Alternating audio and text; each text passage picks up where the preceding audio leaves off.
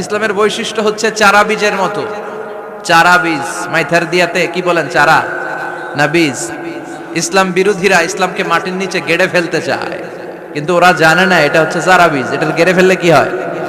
বড় গাছ হয়ে উপরে ওঠে। সুবহানাল্লাহ কইবেন না? তো বিশ্বনবী তো as a mercy for the entire universe, গোটা বিশ্বের জন্য রহমত। তিনি মক্কার সবচেয়ে বড় বক্সার রুকানার কাছে চলে গেল, যে বলল, রুকানা আসলিম তাসলাম, ইসলাম মানো শান্তিতে থাকবা, দুনিয়ায়ও থাকবা আখিরাতেও থাকবা। সুবহানাল্লাহ পড়েন।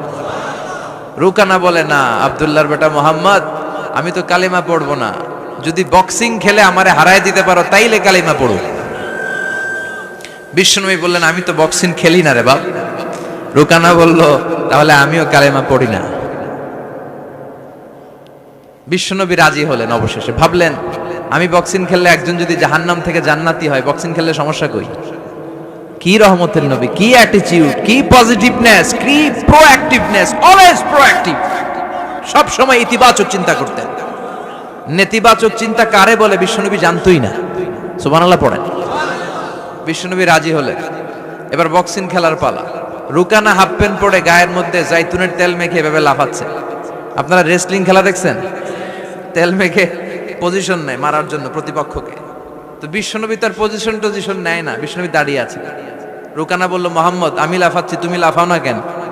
তুমিও লাফাও। বিশ্বনবী বললেন, না আমি লাফাই না, কারণ আমি সেলাইবিহীন লুঙ্গি পরি। সেলাই ছাড়া লুঙ্গি পরে যদি কেউ লাফায়, বাতাসে সতর খুলে যাওয়ার সম্ভাবনা আছে না নাই? কি লাজুক নবী ছিলেন, কেউ বিশ্বনবীর লজ্জাস্থান জীবনেও দেখে নাই।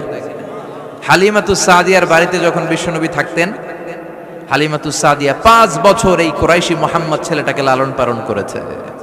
হালিমাতুস সাদিয়া বলল, এই 5 বছরের ব্যবধানে কোনোদিন কুরাইশি মুহাম্মদরে কাঁদতে দেখি নাই।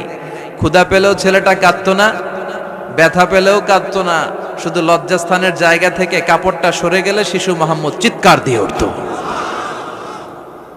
এবার মারামারির পালা। রুকানা বলে, মুহাম্মদ তুমি মারো। বিশ্বনবী বললেন, তুই মার, কারণ আমি মারলে ওই মায়ের হজম করার ক্ষমতা তোর নাই। বিশ্বনবীর এক হাতে জান্নাতি 40 জনের শক্তি ঢুকায় দিছে কে? তো বিশ্বনবী মাইট দিলে এটাও হজম করতে পারবে? কথা কর, পারবে না। এখন রুকানাও মারে না, বিশ্বনবীও মারে না, খেলাও শুরু হয় না। এখন ছবি টবি তোলা বাদ দেন, কোন ছবি তুলবেন না। এই ছেলে সিট ডাউন। বিশ্বনবীও মারে না, রুকানাও মারে না, খেলাও শুরু হয় না। এখন রুকানা বলে, মুহাম্মদ তুমি মারো। বিশ্বনবী মারে নাই, কিন্তু বিশ্বনবী ওনার ডান হাত মোবারক, কি নরম হাত, সফটার দেন সিল্ক, সিল্কের চেয়ে নরম ছিল। ওয়া কানা কাফুহু আবিয়াদু মিনাদ দিবাজ, সফটার দেন সিল্ক, রেশমের কাপড়ের চেয়েও বিশ্বনবীর হাতের তালু সফট ছিল। এই হাতটা দিয়ে বিশ্বনবী রুকানার ডান কাঁধে এভাবে টাচ করলেন। মারে নাই, খালি বলছে, রুকানা এত লাফাস কেন? টাচ করার সাথে সাথে রুকানা বেহুশ হয়ে জমিনে পড়ে যায়।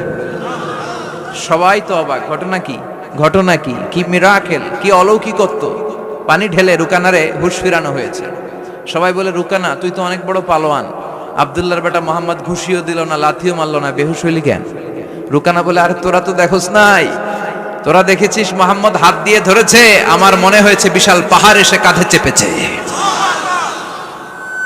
এজন্য ইসলামের অ্যাটিটিউড হচ্ছে ডিফেন্সিভ, আগে মারে না, আগে মারে না, মাইর খায়, কিন্তু খাইতে খাইতে দেয়ালে যখন পিঠ থেকে যায় তখন কিছু মাইর দেওয়ার দরকার আছে না নাই? Defensive attacking system. এমনকি যুদ্ধের ময়দানে বিশ্বনবী বলতেন, খবরদার সিভিল সিটিজেন যারা আছে, সাধারণ নাগরিক, তাদের গায়ে হাত তোলো না। চিফ অফ মিলিটারিকে বিশ্বনবী ডিরেকশন দিয়ে দিতেন, সাধারণ নাগরিক মেরো না, কোনো নারীর গায়ে হাত তোলো না, বৃদ্ধ বৃদ্ধার গায়ে হাত তোলো না, শিশুদের গায়ে হাত তোলো না, ও এলাকার ধর্মীয় পাদ্রীদের গায়ে হাত তোলো না। তোমাদের বিরুদ্ধে যারা যুদ্ধ করছে তারাও যদি তলোয়ার রেখে দিয়ে হাত তুলে বলে surrender, Al Aman, Aman, I sick the security, হাত তুলে আমান চাইলে তাদেরকেও মেরো না। আর এই নবীকে ওরা গালি দিয়ে বলে জঙ্গি আর সন্ত্রাস। যারা বিশ্বনবীরে গালি দেয় এরা পিতৃ পরিচয়হীন জারদ সন্তান। বিশ্বনবীরে গালি দিলে কলিজায় আগুন লাগে মুসলমান, আগুন লাগে। কার কার লাগে? দুহাত উঁচু করে আল্লাহর দেখা।